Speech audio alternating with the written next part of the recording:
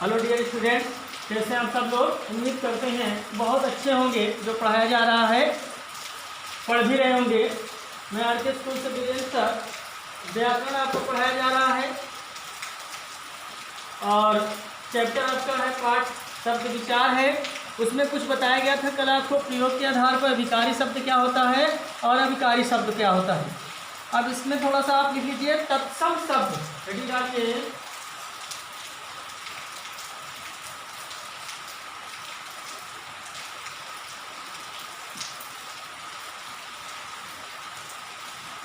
Heading बनाइए तत्सम शब्द। लिखो संस्कृत के ऐसे शब्द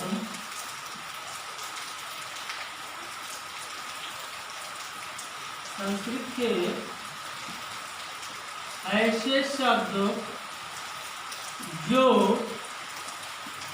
मूल रूप से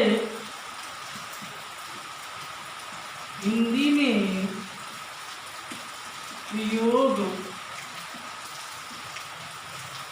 होते हैं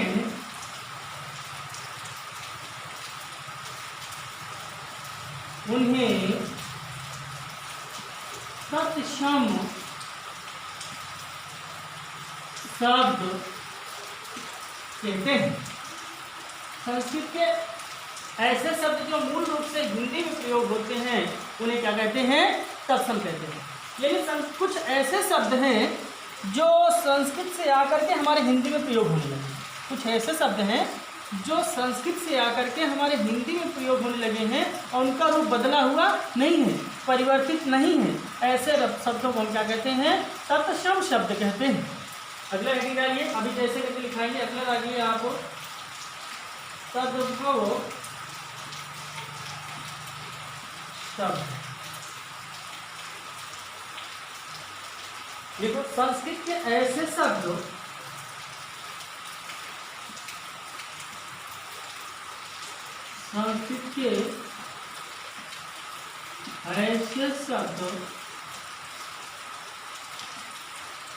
जिनका रूप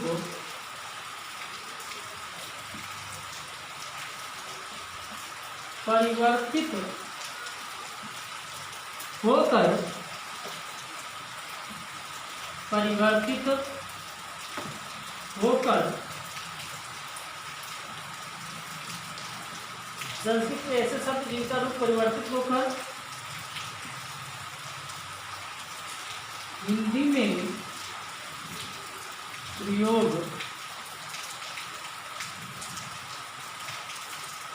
होता है, ऐसे शब्दों को तद्भव शब्द कहते हैं।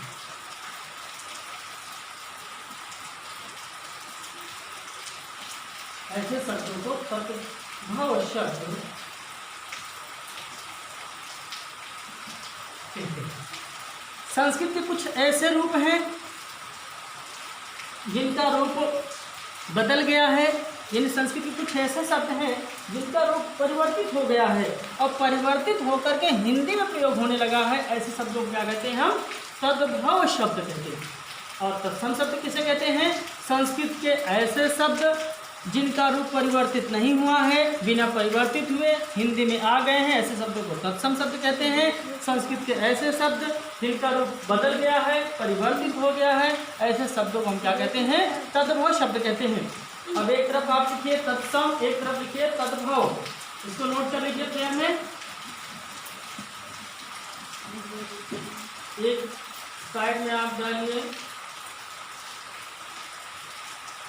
तत्सम शब्द और दूसरी तरफ डालिए तद्भव शब्द।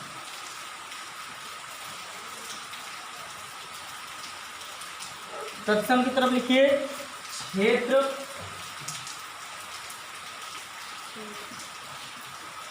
क्षेत्र का तद्भव एक होता है। फिर लिखिए श्रावण, श्रावण के लिखिए सावन, ये जो सावन का महीना चल रहा है, अभी सावन के झूलों ने हमको बुलाया। अभी सावन का झूला भी पड़ा था जब गुजिया उजिया बन रही थी, अभी होगी भी। कृषक का लिखो, कृषक का किसान लिखिए। अगला अश्रु,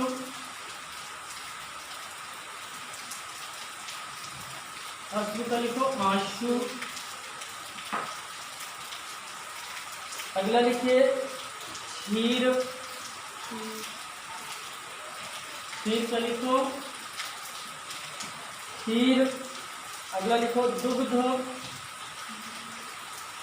दुग्ध का दूध। अगला लिखिए घृत, घृत का घी लिखो। फिर है प्रस्तर, प्रस्तर का पत्थर। अगला लिखो सर्प, सर्प का सांप। आवाज थोड़ा सा आएगी आपकी वीडियो में, वो बरसात हो रही इसी कारण है। रात्रि लिखो, रात्रि का रात लिखो। अगला है दिवस, दिवस का दिन होता है। अगला है स्वप्न,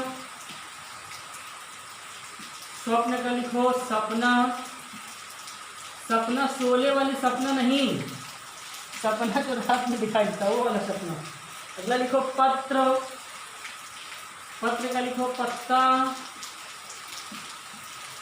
अब इधर कम दिखाई दे रहा होगा, इधर फिर से लिखते हैं हम, इसको आप पूरा नोट करिए।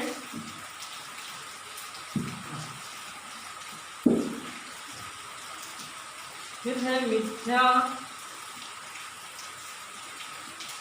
मिथ्या का लिखो झूठ।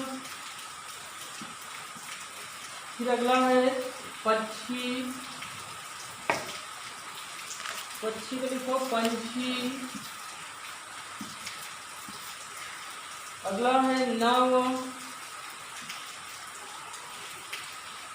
नव का लिखो नव ऐसे करके और की मात्रा लगा करके। फिर है सत, सत का डालिए सौ।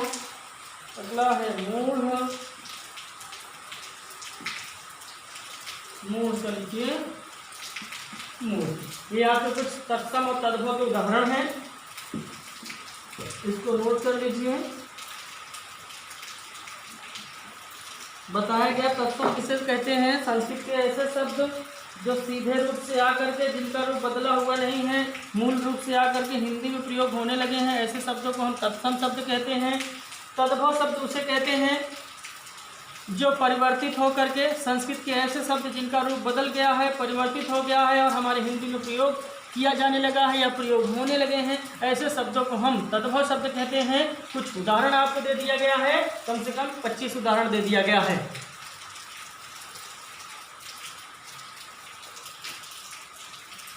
चलिए ये आप नोट कर लिए हैं, तत्सम तद्भव पढ़ लिए हैं। ये आपका पाठ दूसरा शब्द विचार वाला भी समाप्त हो गया है। अब आप होमवर्क कर लीजिए।